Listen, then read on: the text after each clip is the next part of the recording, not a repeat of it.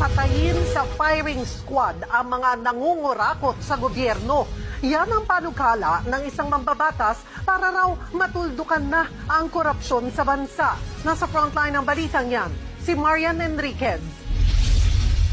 Paanong matitigil ang pangungurakot sa kaban ng bayan? Dapat daw matindi ang parusa riyan. Pero gaano katindi? Base sa inihaing panukala ngayon sa Kamara, gustong i-firing squad ang mga mapatutunayan ng Sandigan Bayan na sangkot sa graft and corruption, malversation of public funds at plunder. Kabilang dyan ang mga elected at appointed na opisyal ng gobyerno, pati ang pulis at sundalo. Inihain niya ni Zamboanga City 1st District Representative Kimmer Adan Olaso para raw mapilitang gumawa ng mabuti ang mga politiko. Kung ako lang ang masusunod doon kay paparing squad sa Luneta, diba?